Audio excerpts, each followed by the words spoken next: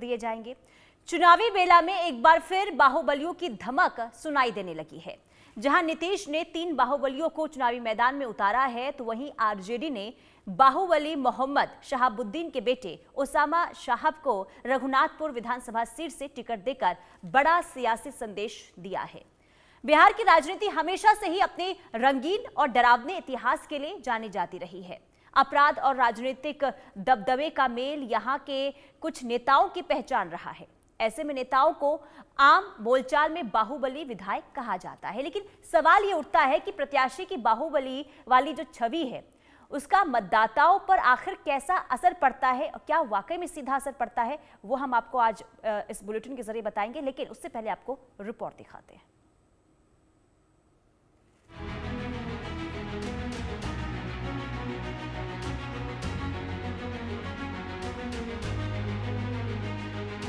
बिहार विधानसभा चुनाव की तारीख जैसे जैसे पास आती जा रही है, वैसे वैसे कुछ बाहुबली खुद चुनाव में उतर चुके हैं, जबकि कुछ की पत्नी और बेटों ने विरासत संभाल ली है।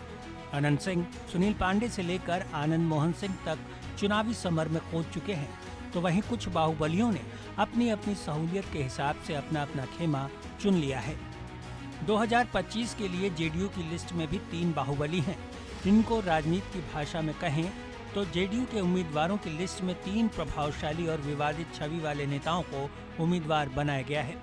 इसमें से मोकामा से अनंत सिंह, एकमा से धूमल सिंह और कुचाय कोट से अमरेंद्र पांडे को टिकट दिया गया है। ये तीनों अपने अपने क्षेत्रों में प्रभावशाली माने जाते हैं। पिछले कुछ दशकों में राजनीति के अपराधीकरण का सबसे ज्यादा आरोप बिहार ने झेला।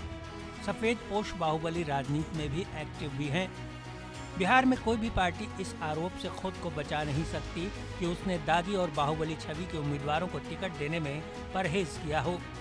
बिहार के चुनावी रिकॉर्ड को देखें तो साफ छवि वाले उम्मीदवारों का प्रदर्शन बेहद खराब है। इसके मुकाबले दागी और बाहुबलियों की जीत का प्रतिशत काफी अच्छा रहा।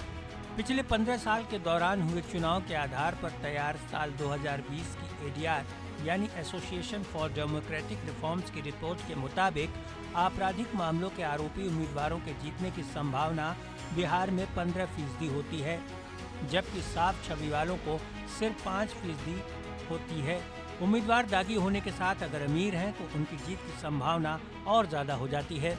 वहीं 2025 में जारी एडीआर की रिपोर्ट के मुताबिक बिहार का आंकड़ा काफी चौंकाने वाला है। रिपोर्ट की माने तो बिहार में 66% विधायकों पर क्रिमिनल केस है। 243 में से 241 विधायकों में से 158 विधायकों यानी 66% विधायकों पर आपराधिक मामले लंबित हैं। इसके अलावा 194 यानी 80% विधायक करोड़पति हैं, जिनकी कुल संपत्ति 1121.6 करोड़ रुपए है। ये रिपोर्ट एडीआर और बिहार इलेक्शन वॉच ने तैयार की है। इसमें 2020 के विधानसभा चुनाव और उसके बाद हुए उपचुनाव में विधायकों की ओर से दिए गए हलफनामों का विश्लेषण किया गया है। यानी बिहार की राजनीति में धन बल और अपराध का सीधा सीधा ताल्लुक है। कहते हैं कि 60 के दशक में भले ही बिहार की राजनीति में बाहुबल का प्रयोग हुआ, फिर बाहुबलियों ने सियासत में कदम रखना शुरू किया तो सिलसिला ही चल पड़ा।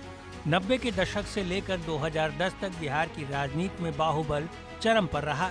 ये वो खास वक्त है जब बाहुबली नेताओं में परिवारवाद का चलन बढ़ा। बिहार में आनंद मोहन से लेकर अनंत सिंह, शहाबुद्दीन, राजवल्लभ यादव, प्रभानाथ सिंह, रामा सिंह, मुन्ना शुक्ला, सुनील पांडे और पप्पू यादव जैसे बाहुबलियों की राजनीति में सियासी दबदबा कायम रहा।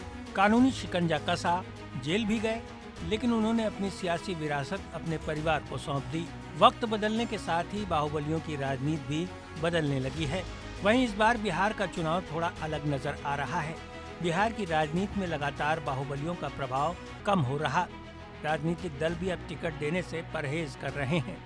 बाहुबलियों का जरूर अपने क्षेत्र में नेटवर्क है जो अब टूट रहा है। देश की सियासत भी बदली है, जिसके चलते बाहुबली नेताओं की सियासत कमजोर पड़ी है। यानी बिहार में सियासत नई करवट लेती दिख रही है। एक समय बिहार की राजनीति में बाहुबली नेताओं की बहार हुआ करती थी, लेकिन वक्त के साथ उनका असर और दबदबा दोनों ही कम होता चला गया। बाहुबलियों ने अपराधियों के साथ सियासी केमिस्ट्री बनाकर अपनी राजनीति को नई धार दी, लेकिन इस बार चुनावी सीन से वो बाहर नजर आ रहे हैं। Bureau report, India news.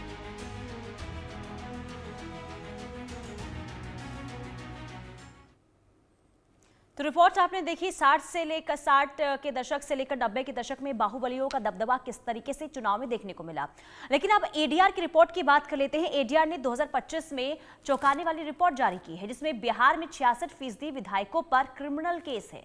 243 विधायकों में से 158 विधायकों पर आपराधिक मामले लंबित हैं। इसके अलावा 194 यानी कि 80% विधायक करोड़पति हैं। 80% विधायकों की संपत्ति 1,121.6 करोड़ रुपए की बताई गई है। इसके अलावा एडीआर और बिहार इलेक्शन वॉच ने यह रिपोर्ट तैयार की है। यानी कि एडीआर की रिपोर्ट के मुताबिक ये आंकड़े हमने आपको बताए किस तरीके से बाहुबली बिहार चुनाव में देखने को मिलेंगे। इसके अलावा उनके पास कितनी संपत्ति है। लेकिन क्या कहती है पिछले एडीआर की रिपोर्ट। अब हम पिछली एडीआर रिपोर्ट की बात करते हैं तो देखिए उसके मुताबिक 2005 से 2020 के उम्मीदवारों का एडीआर ने जो विश्लेषण किया उसके मुताबिक आपराधिक मामलों के आरोपी उम्मीदवारों के जीतने की संभावना बिहार में 15% साफ छवि वालों की सिर्फ 5% होती है।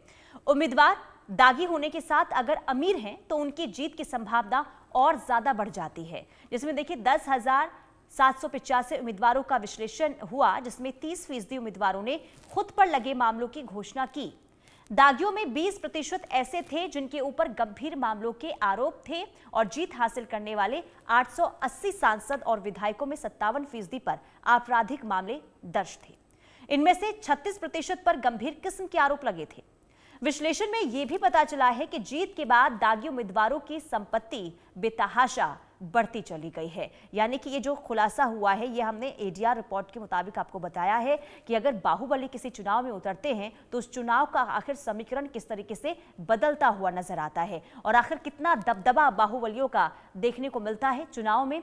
और यही वजह है कि देखिए तमाम पार्टियों की तरफ से ये कोशिश की जाती है कि प्रभावशाली बाहुबली जो हैं उन्हें टिकट दिया जाए। इस बार जेडीयू में भी देखा गया है कि तीन बाहुबलियों को टिकट दिया गया है। हमारे साथ मेहमान जुड़ चुके हैं बीजेपी से मयंक वैली, बीजेपी के प्रवक्ता है, बहुत स्वागत है आपका। और आरजेडी प्रवक्ता अरुण कुमार यादव भी हमारे साथ जुड़ चुके हैं। आप दोनों का बहुत स्वागत है इस चर्चा में। सबसे पहले मैं आपके पास आऊंगी अरुण जी, आखिर क्यों हर बार ये देखने को मिलता है कि बाहुबलियों के बिना बिहार में चुनाव होता ही नहीं है। फिर चाहे हम किसी भी पार्टी के को उठा के देख ले, इस बार भी देखिए तमाम पार्टियों ने, खास करके चलिए जेडीयू की तो हम बाद में बात करेंगे, लेकिन आरजेडी की अगर हम बात कर लेते हैं, प्रत्याशियों का ऐलान तो देखिए कब तक होगा, उम्मीदवारों के नाम का ऐलान कब तक होगा, इंतजार जरूर करना पड़ेगा। लेकिन आखिर क्यों जरूरी हो जाता है चुनाव में बाहुबलियों को उतारना।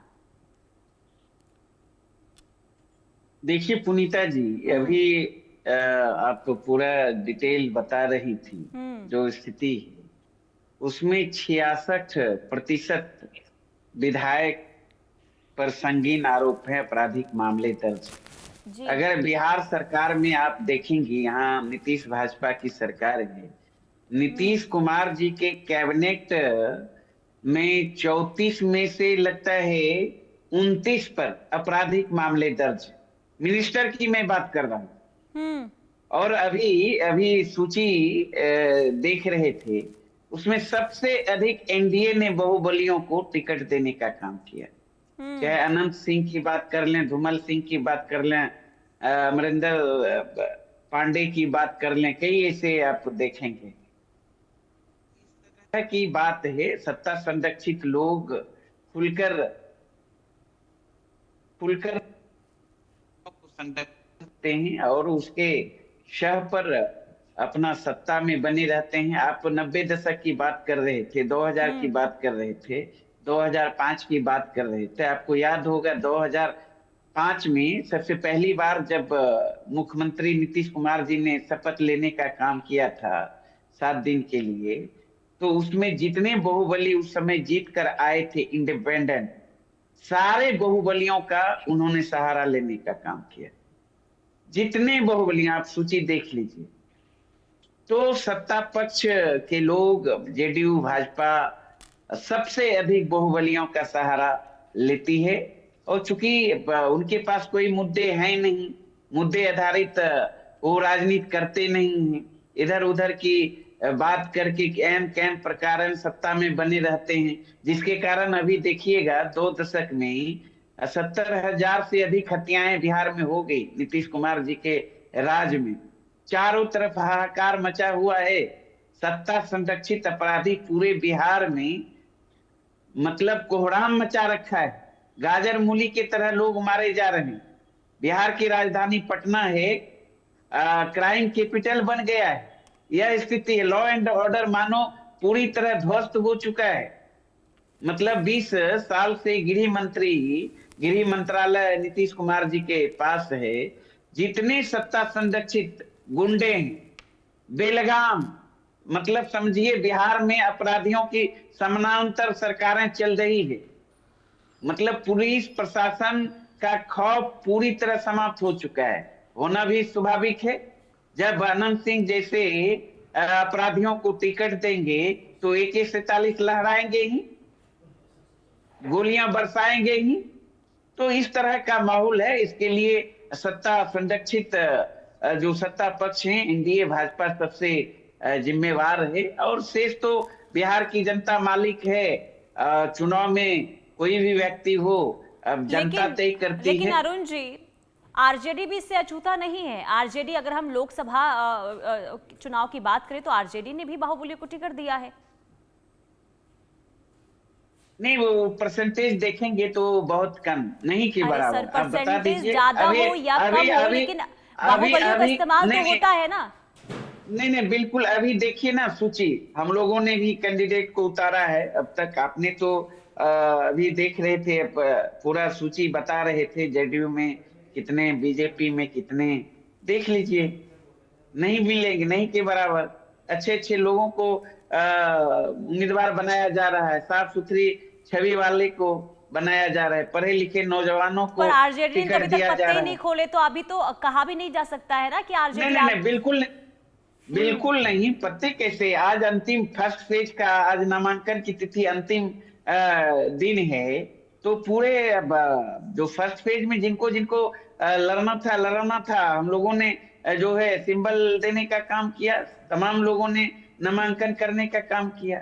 ऐसी बात नहीं है पुनीता जी। ठीक है, चलिए मैं आपके पास आती हूँ। मैं आपके पास आऊंगी मयंक मौली जी।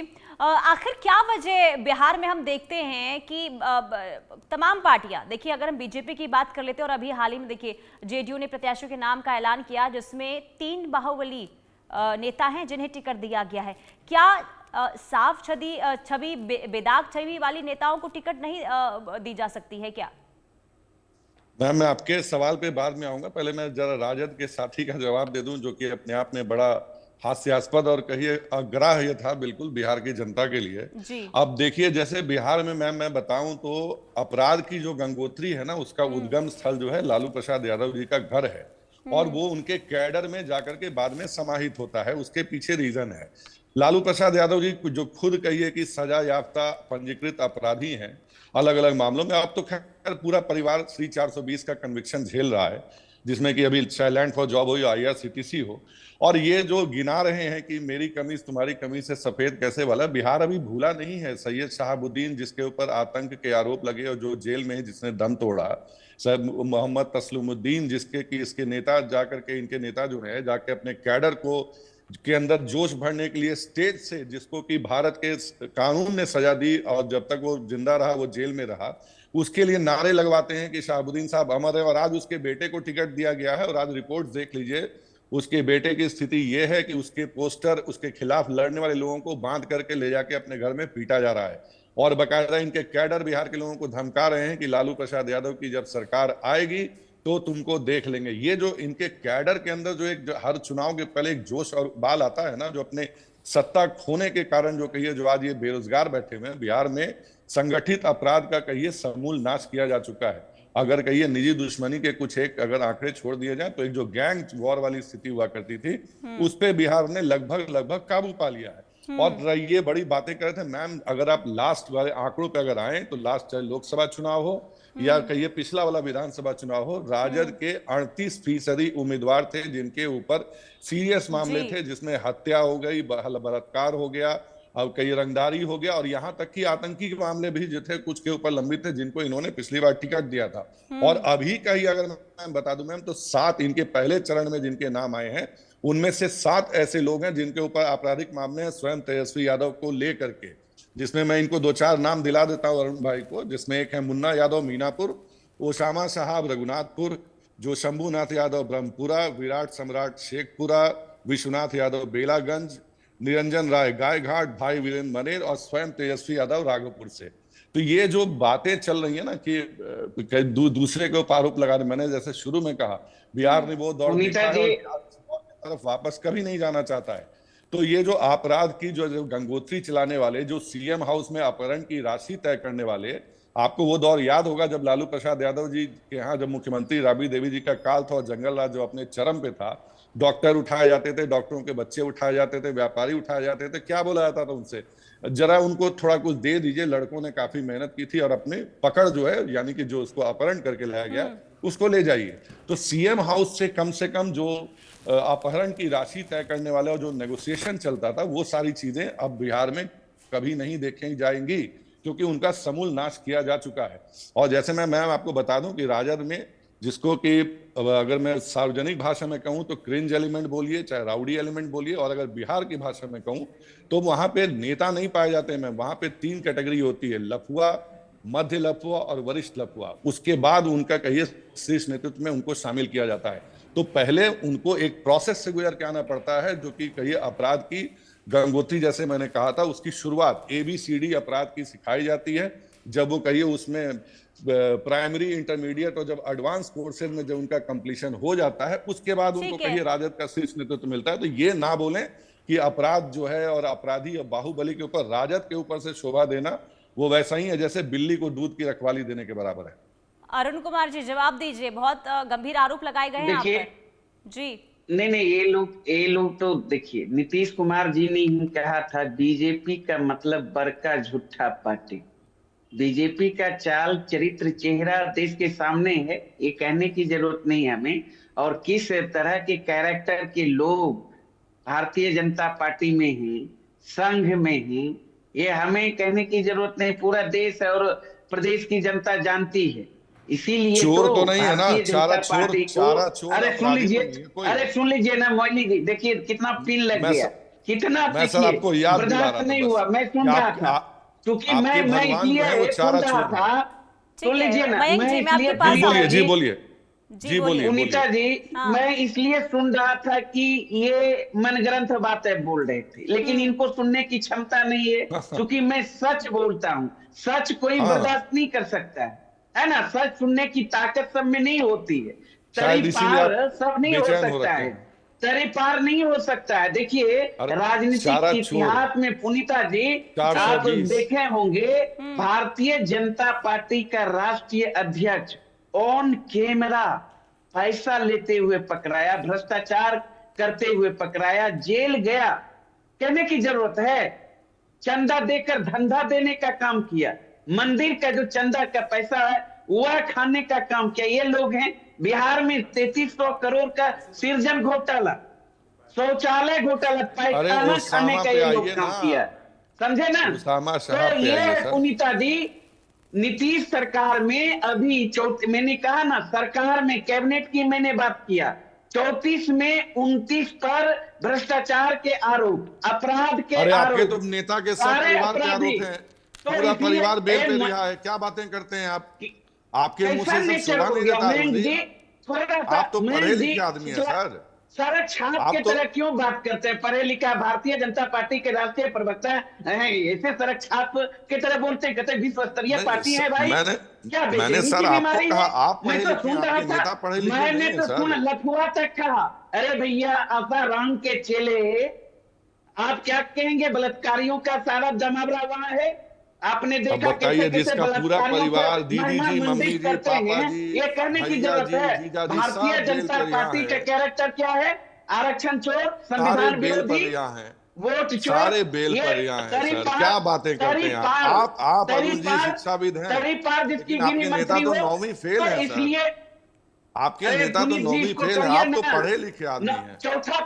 चौथा फेल आपका प्रधानमंत्री बीवी अरे छोड़ आप प्रधानमंत्री, पढ़े लिखे बिना आदमी हैं। तलाक का पत्नी को छोड़ने वाला नरेंद्र मोदी, चौथा अरे फेल अरे प्रधानमंत्री, देखिए बिहार इनकी का डिप्टी हताशा साफ सीएम, दिख रही है। चौथा फेल। डिफेंस हताशा क्या कोई देखा? डिफेंस अरुण नहीं है अरुण सर। कुमार सुनिए जी, ना, कोई डिफेंस अब नहीं है सर झेलेंगे आपके तो पास। सुनिएगा। अरुण कुमार जी देखिए, सर कोई डिफेंस कोई नहीं भी है पार्टी आपके हो, चाहे बीजेपी नरेंद्र हो, मोदी आरजेडी से हो, जेडीयू ज्यादा हो, डिग्री है। हमेशा ये सर, देखा कोई गया है। डिफरेंस नहीं 2010 है। से हम लगातार ये देख रहे हैं। हालांकि अभी देखिए, भले ही प्रत्याशियों, अगर उम्मीदवारों की बात करें, संख्या भले ही बाहुबली की कम हुई हो चुनावों में, लेकिन आरजेडी हो या फिर बीजेपी, कोई भी अछूता नहीं है जिन्होंने प्रभावशाली यानी कि बाहुबलियों का इस्तेमाल किया हो। और समझते हैं पार्टी किस तरीके से इस्तेमाल करने से बाहुबलिया का अगर इस्तेमाल किया जाता है तो कितना फायदा होता है। और यही वजह है कि हमेशा ये देखा गया है कि बाहुबलियों का दबदबा चुनाव में देखने को मिलता है। बहुत शुक्रिया मयंक जी और अरुण जी आपका जुड़ने के लिए। तो देखिए, बिहार में चुनाव है, चुनावी दंगल के बीच अब, क्योंकि जब बाहुबलियों को टिकट दिए जाते हैं तो सवाल भी कई उठते हैं